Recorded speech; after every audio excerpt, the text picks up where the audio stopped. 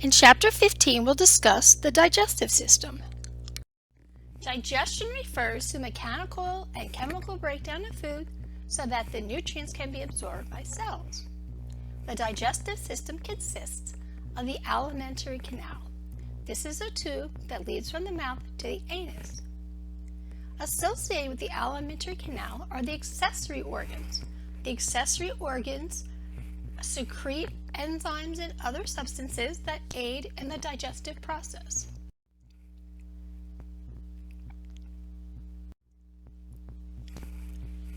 Here's the image of the alimentary canal removed from the human body.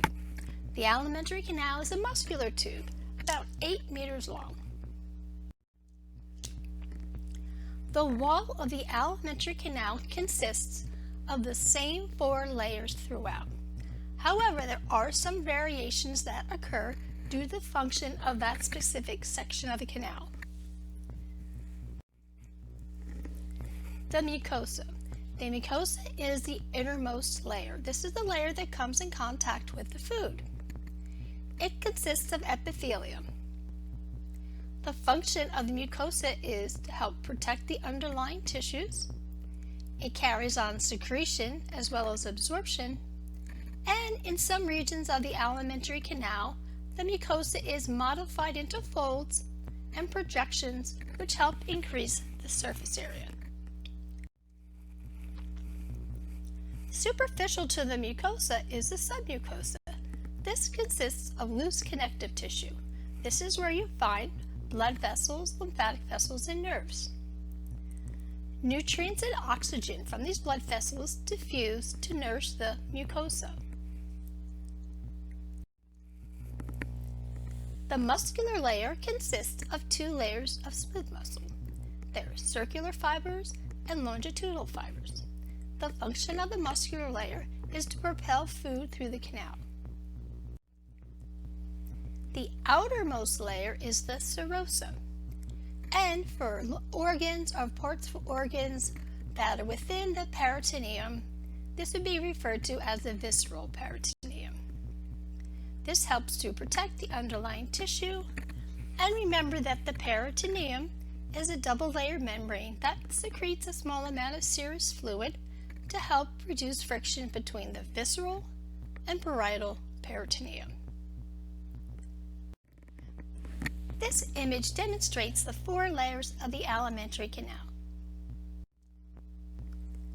There's 2 types of motor functions or movements that occur within the alimentary canal. There are mixing movements that help to mechanically break down food, as well as mix food with digestive enzymes and other substances.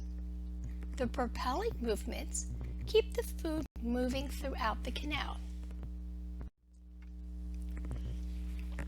In order for mixing to occur, smooth muscle contracts rhythmically in small sections of the tube. Segmentation found in the small intestine aids in mixing by alternately contracting and relaxing the smooth muscle. This kind of generates small pockets where the food will move in a circular pathway. Peristalsis is a way that which food moves through the canal. It's a wave-like motion. So the smooth muscle contracts behind a mass of food, and as it relaxes, allows the mass to enter the next segment of the tube. Peristalsis begins in the esophagus, in the process of swallowing. This image shows different types of movements found in the alimentary canal. You can see mixing and churning movements in the stomach. You can see segmentation, where you have small sections of the small intestines kind of pinch off, causing a circular movement. And at the bottom you can see peristalsis, which is pushing the food to the next section of the canal.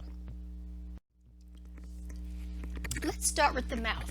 This is the first portion of the alimentary canal. The function of the mouth is to receive food. The mouth begins mechanical digestion by mastication.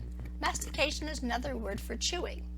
So when you chew food, you are breaking up large food particles into smaller particles. In the mouth begins the digestion of carbohydrates. The oral cavity is the area between the palate and the tongue. The vestibule is a narrow space between your teeth, your cheeks, and lips. The cheeks form the lateral walls of the mouth. Your cheeks are involved in expression as well as chewing. Your lips are highly mobile structures that surround the opening to the mouth. Your lips are very sensitive. The tissue is not as heavily keratinized as the rest of your skin. The lips help to judge food temperature as well as texture. The tongue is a thick, muscular organ. It consists of skeletal muscle. It's covered by a mucous membrane with taste buds located within the papilla. Papilla just means bump or projection. So if you feel the surface of your tongue, it's not smooth, it has some ridges. And some of these ridges are involved with allowing you to better grasp or grab food as you're ingesting it. The tongue is attached to the floor of the mouth by the lingual frenulum.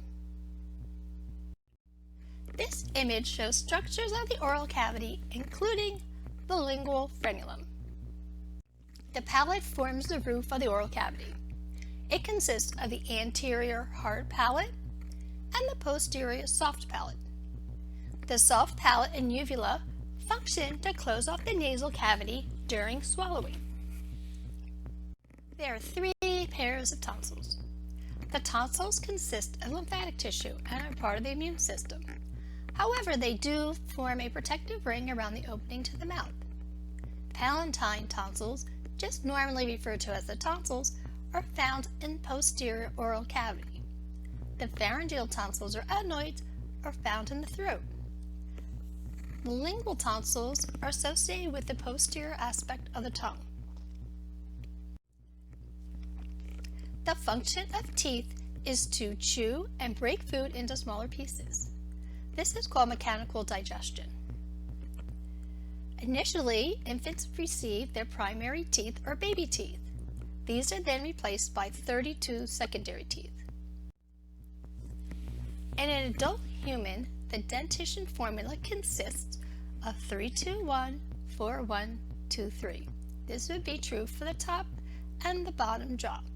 Alright, so if you start in your top jaw, on the right hand side, you have 3 molars, 2 bicuspids, 1 canine tooth, then the 4 incisors across the front, then moving down to the left side, 1 canine, 2 bicuspid, 3 molars. The functions of the molars is grinding, as well as the function of the bicuspids or premolars. Your canine teeth are involved in grasping and tearing, and the incisors assist in nipping food.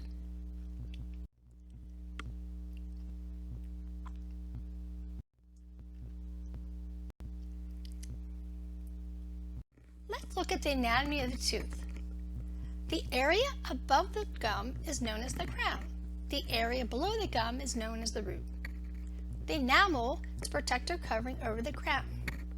The bulk of the interior tooth is made of dentin. Pulp cavity contains nerves and blood vessels. The periodontal ligament keeps the tooth in its socket.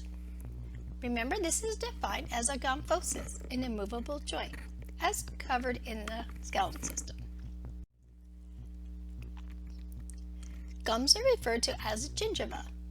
So here you can see the crown, the enamel, the dentin. Within the dentin, there are living cells called odontocytes to help maintain this matrix. You can see the root canal, which contains the pulp, as well as a periodontal ligament. The function of saliva is to moisten and dissolve food particles. Food mixed up with saliva forms bolus. Saliva also helps to stimulate the taste buds and contains enzymes that begin carbohydrate digestion. There are 3 pairs of salivary glands. You also have some minor salivary glands found in your cheeks. The parotid glands are the largest salivary glands. They secrete a very watery fluid which is rich in amylase. Amylase is an enzyme that breaks down starch. The submandibular glands are located on the floor of the mouth. This secretes a more viscous fluid, the serous fluid containing the amylase as well as mucus. The sublingual glands are located inferior to the tongue, and they secrete primarily mucus. This makes the secretions very thick and stringy. Here you can see the 3 pairs of salivary glands. As we've mentioned, there's 2 forms of digestion that occur in the oral cavity. Chemical digestion by the amylase enzyme found in saliva, which begins the digestion of starch and carbohydrates. Mechanical digestion is the breaking down of food into smaller pieces. This occurs by mastication, also known as chewing. The pharynx is a cavity lying behind the mouth. The esophagus is a muscular tube leading to the stomach. Let's look at the structure of the pharynx. It connects the nasal and oral cavities with the larynx and esophagus. It is divided into 3 regions. The top portion is the nasopharynx. So if you went up your nostrils, back between your posterior nose, you would reach the nasopharynx. The back of your mouth is where you find the oropharynx, and the bottom portion above the larynx is called the laryngopharynx.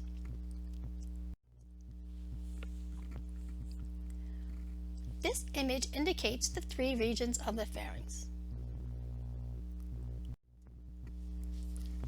Swallowing mechanism.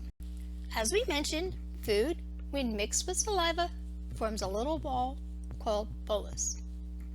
You chew, mix your food with saliva, and then it's voluntarily forced into the oropharynx using your tongue. There are sensory receptors in the pharynx that sense the presence of food. This triggers the swallowing reflex. The soft palate and uvular rise, this closes off your nasal passages. The hyoid bone and larynx elevate. The epiglottis close off the glottis. The glottis is the opening to your trachea, and you want that closed off so food is steered down to the esophagus and doesn't enter into your trachea or windpipe. Your tongue is pressed against the soft palate. Again, the raising of the soft palate and uvula seals off the oral cavity from the nasopharynx. Pharyngeal muscles found within your throat contract, pulling the pharynx upward, and peristalsis transports the food into the esophagus to the stomach. The esophagus is a straight collapsible tube, leads to the stomach, and it has to pass through the diaphragm, and the opening there is called the esophageal hiatus. The esophagus is lined with mucus glands that moisten and lubricate the inner lining of the tube.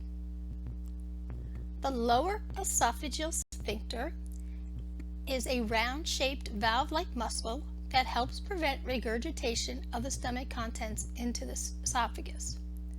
So this valve opens to allow the entry of food, but to prevent it from going in the other direction.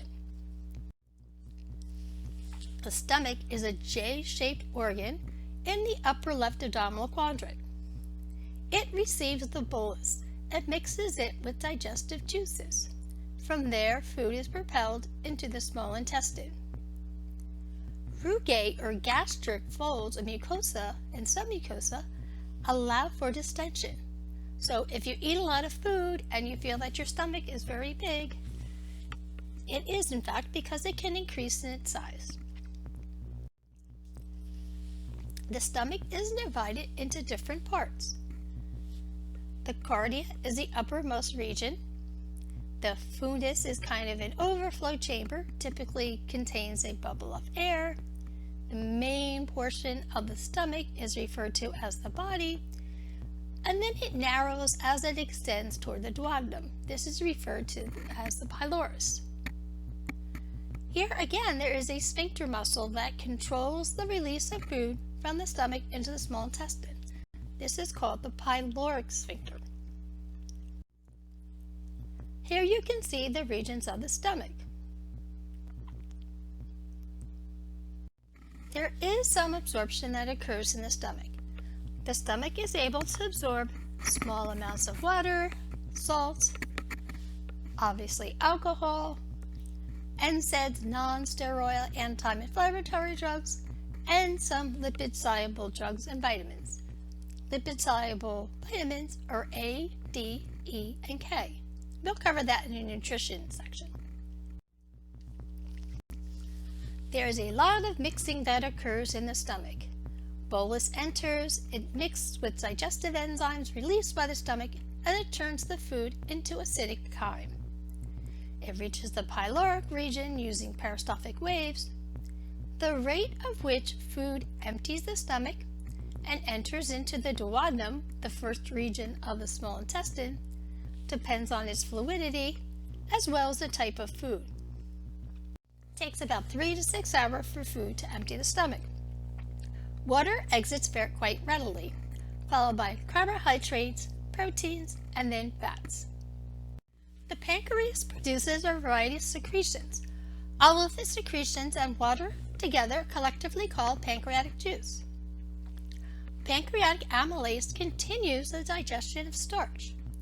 So while there is salivary amylase in the mouth, broke the starch down to smaller components. Here hopefully the carbohydrates are broken down to very small disaccharides.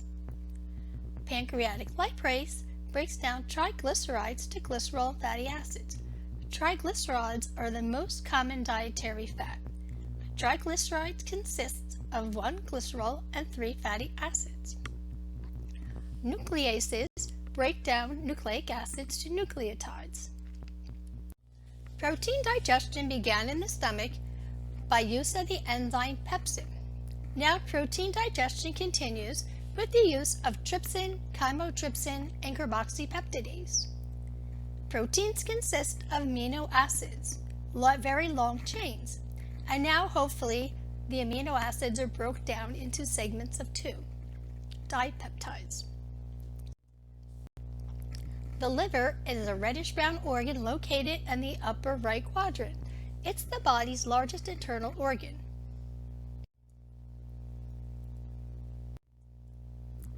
The structure of the liver is that it's divided into 2 large lobes, the right and the left. Each lobe is separated into hepatic lobules, lobules meaning smaller lobes. The hepatic lobules consist of hepatic cells radiating around a central vein. The liver has an enormous number of functions. Its metabolic activities include carbohydrate, lipid, and protein metabolism. Remember, the products of digestion, the blood that is oxygen poor but nutrient rich, enters into the hepatic portal system to go to liver for processing. The liver is able to store glycogen, this is glucose reserves, vitamin A, D, and B12, as well as iron. It also synthesizes lipoproteins, phospholipids, and cholesterol. The liver can help convert carbohydrates and proteins to fat for long-term energy storage, and manufactures plasma proteins and clotting factors. In the cardiovascular system, we discussed the function of fibrinogen. We also mentioned how the liver is able to remove damaged red blood cells. It also removes foreign substances and toxins from food you may have ingested. Today we'll concentrate on the digestive function, the secretion of bile.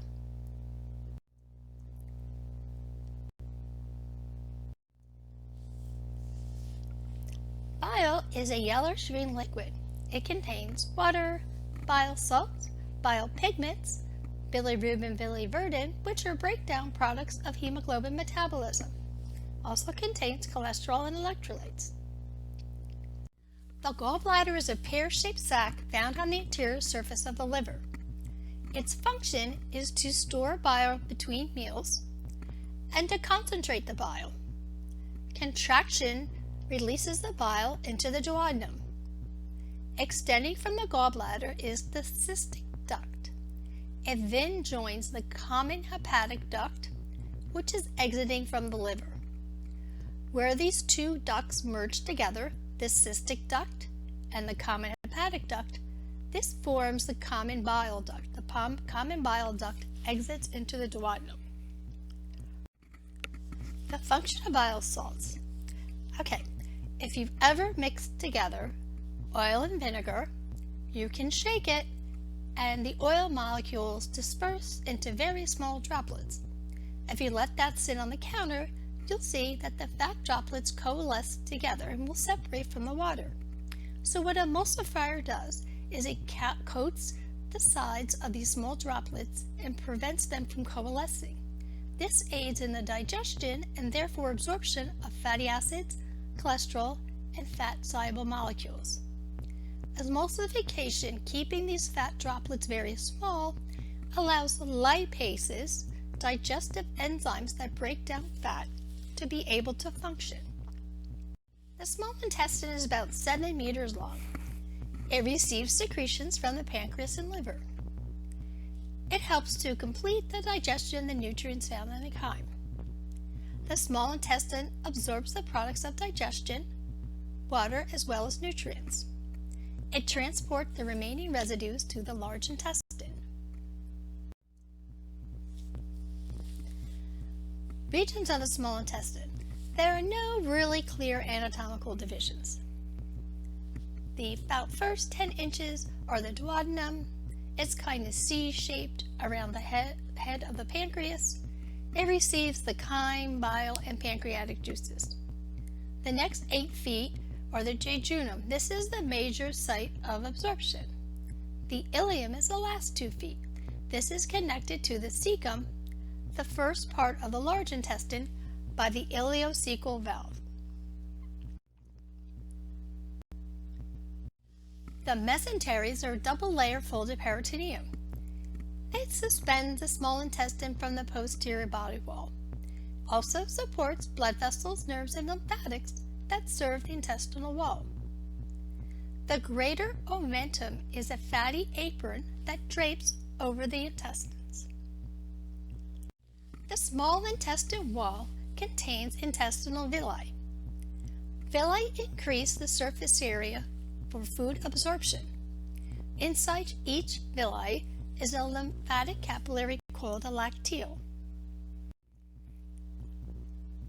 This shows one villi, and you can see the green colored vessel in the center is a lacteal. Microvilli. The cells that make up the small intestine are simple cuboidal epithelial cells. The top part of the cell has been modified to contain microvilli, finger-like extensions that increase the area for food absorption. The microvilli also release peptidase. This is to complete the digestion of proteins into individual amino acids.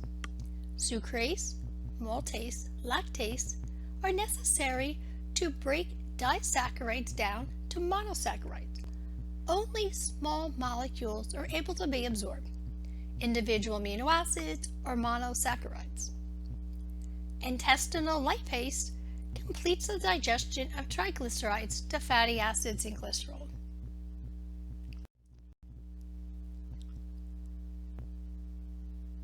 The small intestine is the major site of absorption within the alimentary canal. Specifically, the jejunum is where most absorption occurs.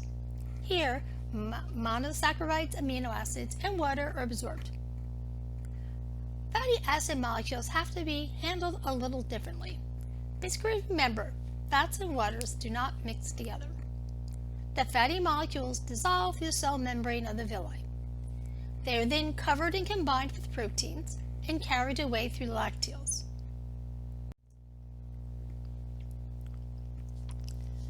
Fatty acids that are digested cross across the cell membrane of the cells lining the small intestine. The fatty acids are used to synthesize new fats in the endoplasmic reticulum. The fats are clustered together and coated with proteins to form chylomicrons. The chylomicrons then exit the epithelial cells and enter the lacteal. A chylomicron is similar to like an HDL or an ADL. It's a way of transporting proteins, making sure that fats don't combine together to form an embolism.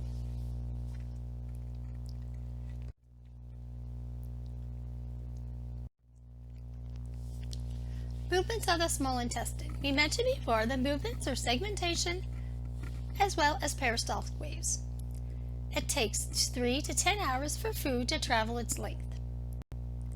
The ileocecal valve regulates its movement into the large intestine. If you ingest something that is an irritant, this may cause a small peristaltic wave, moving material too quickly where not enough water has been absorbed, and this can cause diarrhea. The large intestine absorbs some water, but not nearly as much water as the small intestine. It also absorbs electrolytes. Its main function is to form and store feces. Because its diameter is larger than that of the small intestine, it's referred to as the large intestine. However, it's only about 1.5 meters long. The outside contains outpouchings called haustra. Bacteria found in the large intestine manufacture B vitamins as well as vitamin K.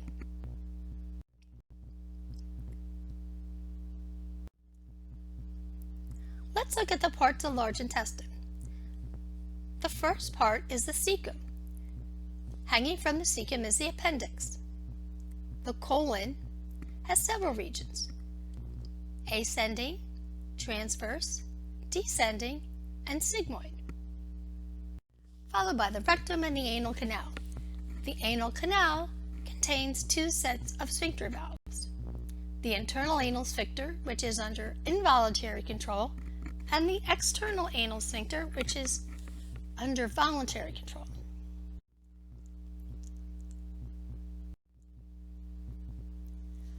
Let's look at the structure of the large intestine. It contains the same 4 layers as all the other regions of the alimentary canal. However, it is different than the small intestine that it lacks villi. Remember, there's no digestion or absorption of nutrients in the large intestine.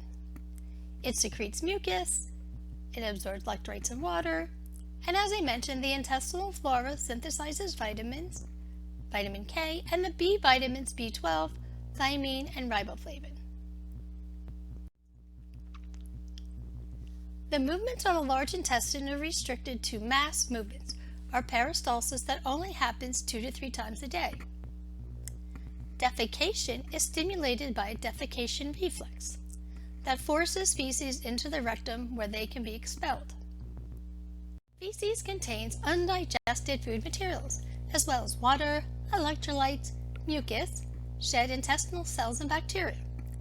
Both the color of feces and its odor is due to the action of the bacteria.